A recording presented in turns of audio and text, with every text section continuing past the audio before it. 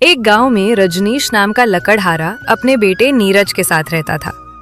पर अब रजनीश बुढ़ा हो चुका था, जिस वजह से वो जंगल से लकड़ी नहीं काटने जा पाता था। अरे ये बुढ़ापा भी ना कुछ करने नहीं देता है। अब किस प्रकार से जंगल में लकड़ी काटने जाऊं मैं? अरे आप क्यों लकड़ी काटने जाएंगे पिताजी? मैं हूं तो। अब आप घर पर आराम कीजिए, मैं लकड़ी काटने जाता हूँ। हाँ नहीं तो?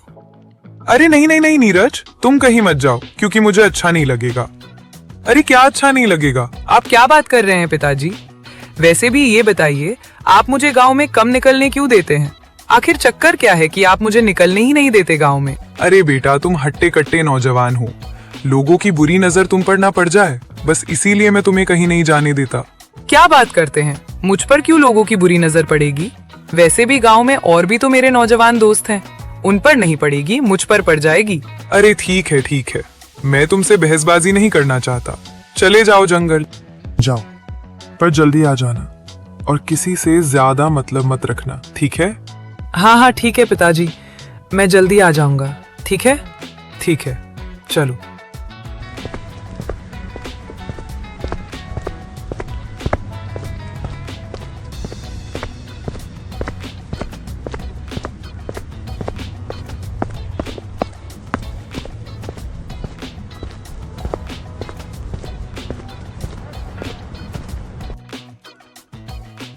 जंगल में आने के बाद नीरज आराम से लकड़ी काटने लगता है।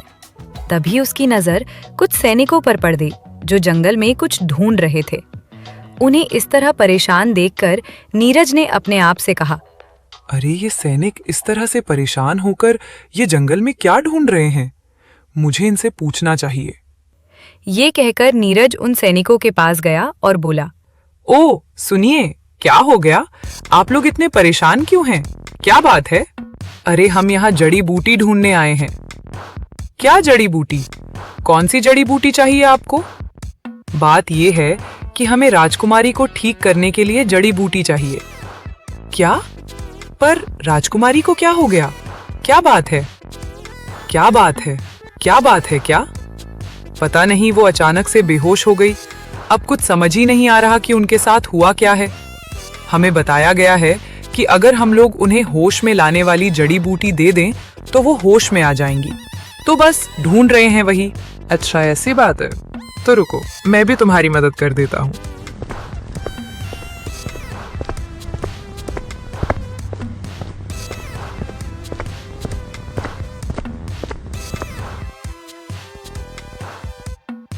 इसके बाद नीरज ने जड़ी बूटी को ढूंढकर सैनिकों को दे दी और उससे कहा, हाँ, अच्छा ये बताओ, क्या मैं भी आप लोगों के साथ चल सकता हूँ क्या? हाँ, क्यों नहीं भाई, तुमने हमारी मदद की है जड़ी बूटी ढूंढने में, चलो आ जाओ साथ में। इसके बाद नीरज भी उन लोगों के साथ महल के लिए निकल गया।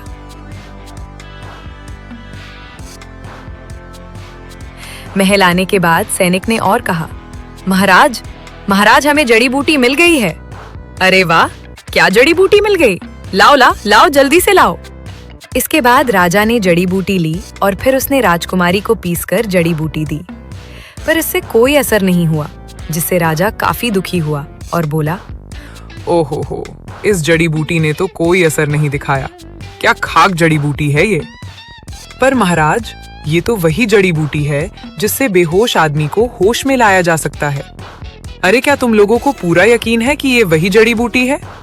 हाँ महाराज, क्योंकि हमें ये जड़ी बूटी इस नौजवान ने दी है। तभी नीरज वहां पर। नीरज को देखकर राजा थोड़ा हैरान हो गया। उसने नीरज को ऊपर से नीचे अच्छी तरह देखा और कहा, हम कौन हो तुम नौजवान? महाराज की जय हो महाराज। मैं एक लकड़हारा हूँ, लकड़ी काटने जंगल में गया था। तभी वहां मुझे कुछ सैनिक परेशान दिखाई दिए, तो मुझे पता लगा कि राजकुमारी जी बेहोश हैं। इसीलिए मैंने उन्हें ये जड़ी बूटी दे दी। ये जड़ी बूटी यकीन मानिए बहुत असरदार है। अरे क्या खाक असरदार है। असरदार होती तो हमारी राजकुमारी होश में नहीं आ जाती। अभी तक उन पर कोई असर नहीं हुआ। क्या होश में नहीं आई? अच्छा ये बताइए, आखिरकार राजकुमारी बेहोश कैसे हो गई? मतलब क्या आप मुझे बता सकते हैं क्या? हाँ, क्यों नहीं। दरअसल हमारी राजकुमारी आराम से बगीचे में खेल रही थी। तभी अचानक से उसे एक फूल मिला और वो उसे सूंघकर बेहोश हो गई और उसके पैर पर एक अजीब सा निशान भी आ गया है। ये सुनकर जब नीरज ने पैर पर निशान देखा तो वो हैरान हुआ और बोला, अरे ये निशान मैंने कहीं देखा है। मुझे याद नहीं आ रहा, मैंने कहीं तो देखा है महाराज उस निशान को। क्या बात कर रहे हो? इस निशान को तुमने देखा है? कहाँ देखा है? यही तो मुझे याद नहीं आ रहा है, मैंने इसको कहाँ देखा। ये कहकर नीरज सोचने लगा और काफी देर सोचने के बाद उसने राजा से कहा, अरे हाँ, ये निशान तो मैंने एक गुफा पर बना हुआ देखा था। क्या बात कर रहे हो, गुफा पर? आखिर ये निशान वहां पर क्या कर रहा है?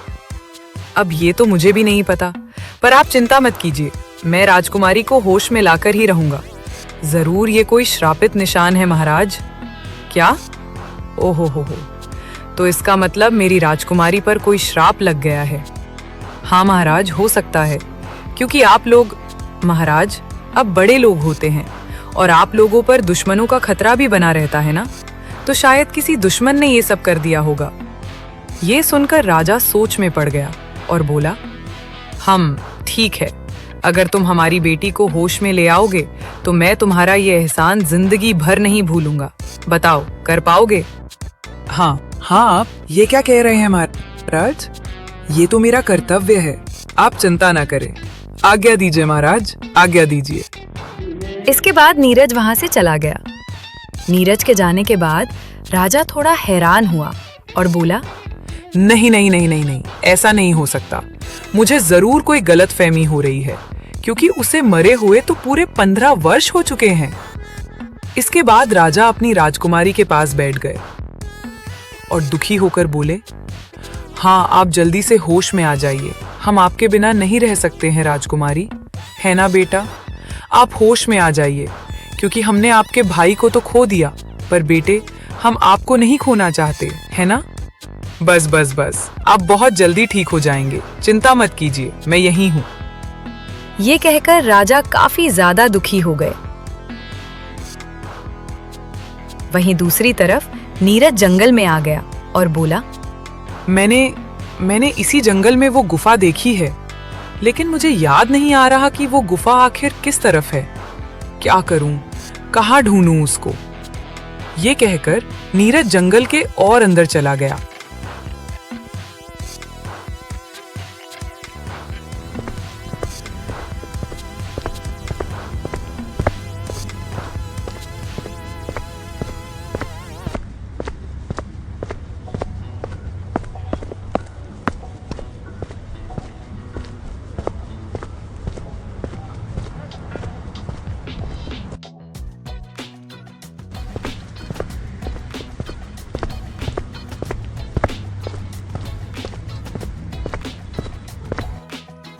तभी उसे वही गुफा दिखाई दी और उसने कहा, ये रही वो गुफा, चलो मुझे इस गुफा के पास जाना चाहिए। ये कहकर वो गुफा के पास आया तो उस गुफा पर वही निशान था, जिसे देखकर नीरज थोड़ा हैरान हुआ और फिर उसने कहा, हाँ, यही है वो चक्र का निशान जो राजकुमारी के पैरों पर बना हुआ है। पर आखिर इस गुफा पर ये निशान क्यों है? ये कहकर नीरज सोच में पड़ जाता है। काफी देर सोचने के बाद उसने कहा, ये चक्कर क्या है इस निशान का? ऐसा करता हूँ, इस गुफा के अंदर चला जाता हूँ, तभी मुझे पता लगेगा कि आखिर चक्कर क्या है। ये कहकर नीरज उसी गुफा के अंदर चला गया।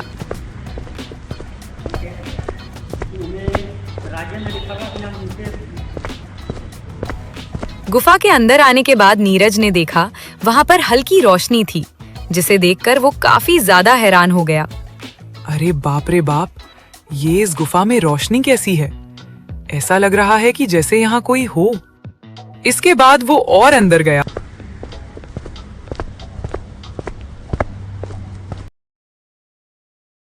तो वहां पर एक जादूगरनी बैठी हुई हवन कर रही थी, जिसे देखकर वो हैरान हो गया। अरे ये क्या? ये तो कोई मायावी या फिर जादूगरनी लग रही है। हे भगवान, अब मैं क्या करूं? वही जब जादूगरनी की नजर नीरज पर गई तो वो काफी ज्यादा खुश हुई और बोली, अरे वाह, मेरा शिकार आखिरकार आ ही गया। बहुत अच्छी बात है। नहीं नहीं नहीं, मैं कोई शिकार नहीं हूँ। मैं यहाँ पर इस निशान के बारे में पूछने आया हूँ जो गुफा के बाहर बना हुआ है। क्या निशान पर तुम्हें उससे क्या मतलब है? अरे क्योंकि वही निशान एक राजकुमारी के पैर पर बना है और वो इस समय बेहोश पड़ी हुई है। अचानक से उसके पैर पर वो निशान बन गया है, बचपन से नहीं था। ये सुनकर जादूगरनी काफी खुश हुई और जोर जोर से हंसने लगी। जादूगरनी को इस तरह हंसता देख नीरज थोड़ा हैरान हुआ और बोला, हैं? तुम इस तरह से हंस क्यों रही हो? क्योंकि उस जादूगरनी को मैंने ही बेहोश किया है। क्या? तुमने बेहोश किया? पर आखिर क्यों? क्यों तुमने ऐसा किया? क्योंकि मुझे अमृत चाहिए। अगर तुम मेरे लिए अमृत ले आओ तो मैं राजकुमारी को ठीक कर सकती हूँ। उस श्राप को मैं ही ठीक कर सकती हूँ, वरना वो इसी तरह सोती रहेगी। ये मेरा श्राप है। ये सुनकर नीरज काफी ज्यादा परेशान हो जाता है। उसे कुछ समझ नहीं आ रहा था और उसने कहा, अमृत पे यहाँ तो कहीं नहीं है अमृत। ये तुम कैसी बातें कर रही हो? देखो, अमृत जैसा यहाँ कुछ नहीं होता है। अमृत ये सब कहानियों की बातें हैं, वास्तविकता में नहीं होता। नहीं नहीं, अमृत है। यहाँ से कुछ दूरी पर एक अमृत की धारा बहती है, पर लोगों को पता नहीं है। सब लोग उसे सामान्य नदी समझते हैं, पर उसका जल पीकर मैं अमर हो सकती हूँ। हो तो ठीक है। अगर ऐसी बात है तो मैं तुम्हारे लिए अमृत जरूर लाऊंगा। मैं तो यही चाहती थी ना। जाओ तो फिर, देर क्यों कर रहे हो? ये सुनकर नीरज वहां से चला आया।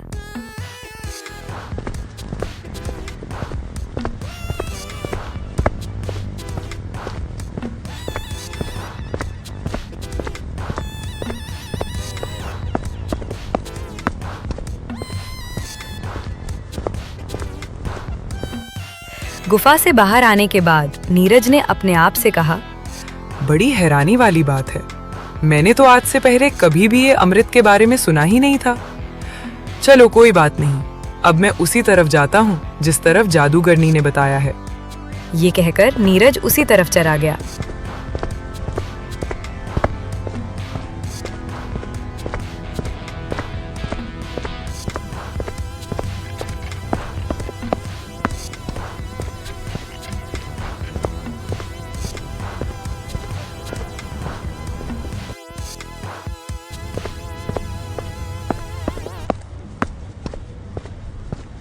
काफी दूर चलने पर उसे एक बड़ी सी नदी दिखाई दी जो बहुत सुंदर थी, जिसे देखकर नीरज हैरान हो गया।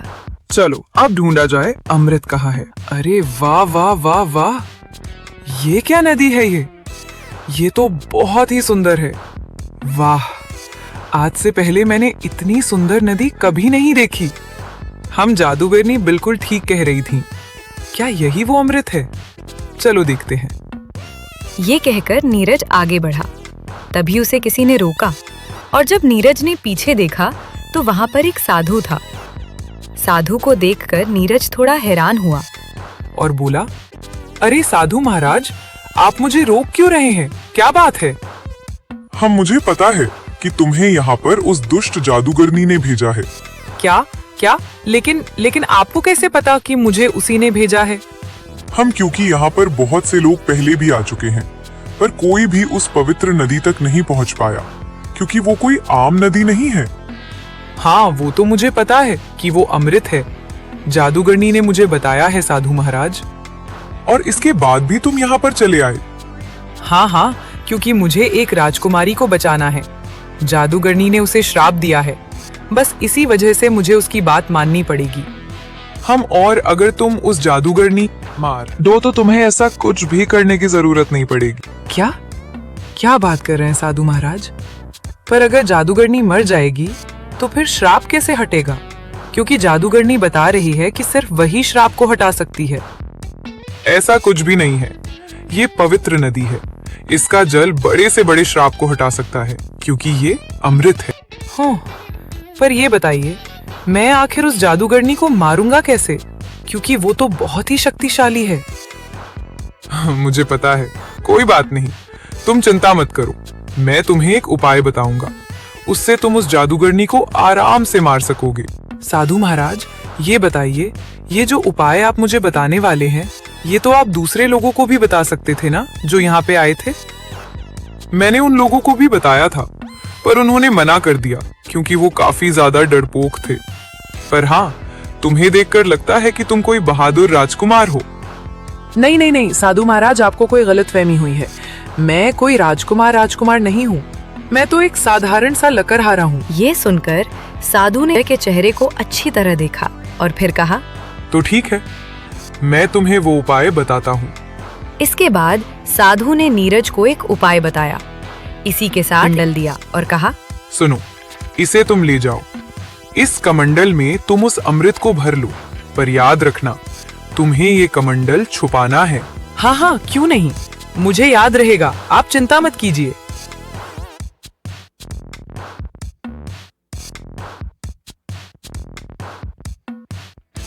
इसके बाद नीरज ने अमृत को कमंडल में भर लिया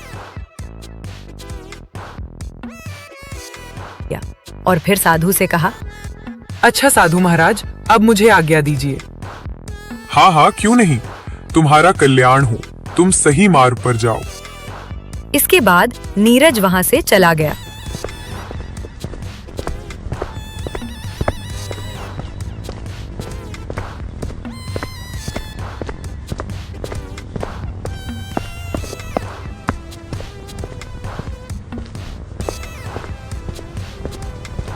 वहां से आने के बाद विजय गुफा में आया और अपने आप से बोला, हाँ, अब मुझे ये कमंडल जादूगरनी को दे देना चाहिए, जिससे जादूगरनी राजकुमारी का श्राप दूर कर दे। हाँ। ये कहकर वो जादूगरनी के पास आया। जादूगरनी ने जब नीरज को कमंडल के साथ देखा तो काफी खुश हुई और बोली, इसका मतलब तुम। हाँ हाँ, मैं अमृत ले आया, पर हाँ, देने से पहले तुम्हें राजकुमारी को ठीक करना होगा। नहीं नहीं, पहले मुझे अमृत दो, तभी मैं राजकुमारी को ठीक करूंगी, वरना मैं उसे कभी ठीक नहीं करूंगी। नहीं नहीं नहीं, तुम्हारा क्या भरोसा कि तुम मेरे साथ धोखा नहीं करोगी। नहीं नहीं, मैं तुम्हारे साथ धोखा नहीं करूंगी। ये सुनकर नीरज ने कमंडल जादूगरनी को दे दिया।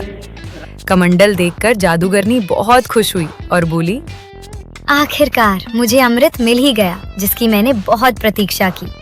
अब मैं इसे पीकर अमर हो जाऊंगी। ये कहकर जादूगरनी काफी ज्यादा खुश हुई और उसने अमृत को पी लिया। जैसे ही उसने अमृत को पिया, अचानक उसके पूरे शरीर में बेचैनी होने लगी और वो जोर जोर से चिल्लाने लगी, तूने मुझे क्या पिलाया है? सच सच बता, इस कमंडल में क्या था? इस कमंडल में तुम्हारी मौत थी, मौत। ये कहकर जादूगरनी वहीं मर जाती है, जिसे देखकर नीरज काफी खुश हुआ और बोला, आखिरकार मैंने इस जादूगरनी को मार ही दिया। साधु महाराज का उपाय काम कर गया। अगर मैंने इसे विष वाला कमंडल ना दिया होता, ये तो कभी मरती ही नहीं। इसके बाद नीरज ने अपने आप से कहा, चलो अब बस मुझे महल जाना चाहिए और ये अमृत राजकुमारी को पिलाना चाहिए, जिससे कि वो होश में आ जाए।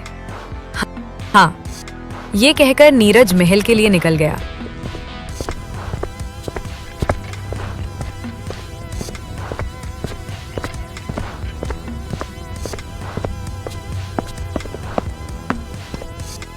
वहीं दूसरी तरफ मनीष नीरज का इंतजार कर रहा था, क्योंकि शाम होने आई और अभी तक नीरज लौट कर नहीं आया, जिससे मनीष काफी ज्यादा परेशान हो गया। हे भगवान, ये अभी तक नीरज लौटकर क्यों नहीं आया? अभी तक तो इसे आ जाना चाहिए था। हे भगवान, आखिर मेरा बेटा कहाँ चला गया?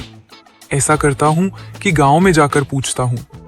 ये कहकर मनीष गांव में पूछने के लिए निकला। उसने गांव में 2-3 लोगों से नीरज के बारे में पूछा, पर किसी को भी नीरज के बारे में पता नहीं था, जिससे वो काफी परेशान हो गया।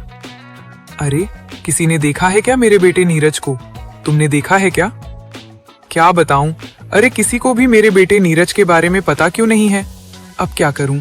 मुझे तो कुछ समझ ही नहीं आ रहा है। थोड़ी चिंता हो रही है।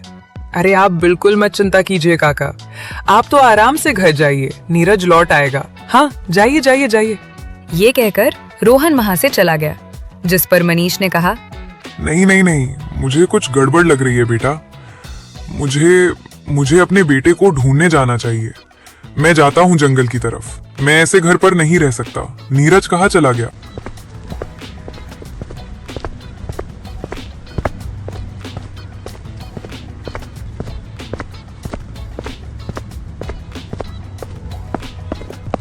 ये कहकर मनीष जंगल की तरफ चला गया। दूसरी तरफ नीरज महल आ गया। महल आने के बाद उसने राजा से कहा, हाँ महाराज, आप ये अमृत राजकुमारी को पिला दीजिए। राजकुमारी होश में आ जाएंगी। ये लीजिए। क्या बात कर रहे हो? ये अमृत है ये क्या वास्तव में? हाँ हाँ, मैं बिल्कुल ठीक कह रहा हूँ, ये अमृत है महाराज। ये सुनकर राजा ने राजकुमारी को वो अमृत पिला दिया जिससे राजकुमारी होश में आ गई। अपनी बेटी को होश में देखकर राजा काफी खुश हुआ और बोला, अरे वाह वाह वाह वाह, मेरी बेटी कैसी है मेरे बच्चे? तुम्हें होश आ? तुम ठीक तो हो ना? अब कैसा महसूस हो रहा है? हाँ हाँ हाँ पिताजी। वैसे मुझे क्या हो गया था? बेटे, ये तो हमको भी नहीं पता था कि आपको क्या हो गया था।